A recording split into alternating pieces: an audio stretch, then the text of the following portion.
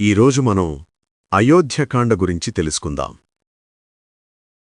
శ్రీరాముడు సీతతో కలిసి అయోధ్యలో సుఖంగా ఉంటున్న సమయంలో దశరథ మహారాజు వృద్ధాప్యం కారణంగా తన పెద్ద కుమారుడైన రాముడిని రాజుని చెయ్యాలని నిర్ణయించుకుంటాడు. తన కులగురువు వశిష్ఠునితో, మంత్రులతో, ప్రజలతో చర్చించగా అందరూ ఏకగ్రీవంగా అంగీకరిస్తారు. వెంటనే పట్టాభిషేకానికి ఏర్పాట్లు చేయమని దశరథుడు తన మంత్రి సుమంతుడిని ఆదేశిస్తాడు. ఈ సమయంలో భరతుడు, శత్రుఘ్నుడు తమ తాతగారి ఊరైన కేకయ రాజ్యంలో ఉంటారు. అయోధ్య అంతా సంబరాల్లో మునిగి ఉండగా కైకేయి దాసి అయిన మందర ఈ వార్త విని ఓర్వలేకపోతుంది. ఆమె వెంటనే కైకేయి వద్దకు వెళ్లి, రాముడు రాజు అయితే నీ ప్రాభవం తగ్గుతుందని, నీ కుమారుడు భరతుడు దాసుడవుతాడని నూరిపోస్తుంది. మందర మాటలకు ప్రభావితమైన కైకేయి పూర్వం శంబరాసురునితో యుద్ధంలో తాను దశరథుడిని కాపాడినప్పుడు ఆయన ఇచ్చిన 2 వరాలను అడగాలని నిశ్చయించుకుంటుంది. కైకేయి కోపగృహానికి వెళ్లి దశరథుణ్ణి పిలిపించి ఆ 2 వరాలను కోరుతుంది. తన కుమారుడైన భరతుడికి పట్టాభిషేకం చెయ్యాలి, రాముడు నారచీరలు ధరించి 14 ఏళ్లు వనవాసం చెయ్యాలి. దశరథుడు ప్రాధేయపడినా కైకేయి తన పట్టు వెడదు. సత్యవాక్ పరిపాలన కోసం దశరథుడు కుప్పకూలిపోతాడు. మరుసటి రోజు ఉదయం రాముడు తండ్రిని చూడటానికి రాగా కైకేయి ఆ 2 వరాల గురించి చెప్తుంది. రాముడు ఏమాత్రం చలించకుండా తండ్రి మాటను నిలబెట్టటానికి అడవికి వెళ్లటానికి సిద్ధమవుతాడు. ఈ వార్త తెలిసిన లక్ష్మణుడు ఆగ్రహిస్తాడు. కాని రాముడు అతడిని శాంతింపజేస్తాడు. సీతాదేవి కూడా పతిని అనుసరించడమే తన ధర్మమని రాముడితో బయలుదేరుతుంది. లక్ష్మణుడు తన అన్నకు సేవ చేయటానికి తాను కూడా వస్తానని పట్టుబడి వెంట వెళతాడు.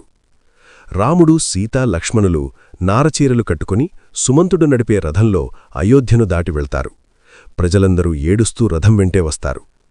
తమసా నది దాటాక రాముడు ప్రజల కళ్ళుగప్పి అడవిలోకి ప్రయాణిస్తాడు. దారిలో శృంగిబేరపురం బుద్ధ, నిషాధరాజు, రాముడి ప్రాణస్నేహితుడు అయిన గుహుడు వీరికి స్వాగతం పలుకుతాడు.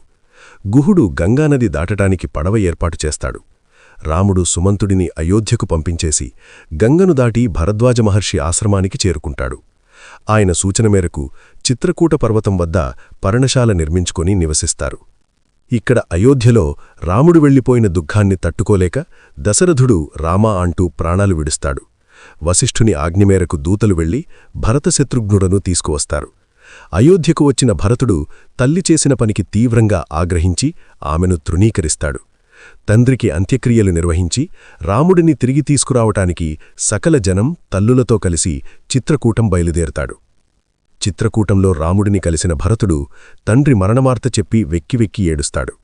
రాముడు దుఃఖించినా తండ్రి ఇచ్చిన మాటను జవదాటకూడదని భరతుడిని ఓదారుస్తాడు. భరతుడు ఎంత బ్రతిమాలినా రాముడు తిరిగి రావటానికి అంగీకరించడు. అప్పుడు భరతుడు రాముడి పాదుకలను అడిగి తీసుకుంటాడు. రామా, నీ ప్రతినిధిగా ఈ పాదుకలను సింహాసనంపై ఉంచి నీవు తిరిగి వచ్చేవరకు నందిగ్రామంలో ఉండి నీకోసం వేచి చూస్తాను అని శపథం చేస్తాడు. భరతుడు అయోధ్యకు తిరిగి వెళ్ళిపోయాక అక్కడ భరతుడు మళ్లీ వస్తాడేమోనని, జనం నన్ను ప్రశాంతంగా ఉండనివ్వరని భావించి రాముడు చిత్రకూటాన్ని వదిలి ఇంకా దట్టమైన అడవిలోకి వెళ్తాడు. దారిలో అత్రి మహర్షిని, ఆయన భార్య అనసూయను దర్శించుకుంటారు. అనసూయ సీతాదేవికి దివ్యమైన ఆభరణాలను, వస్త్రాలను బహుకరిస్తుంది.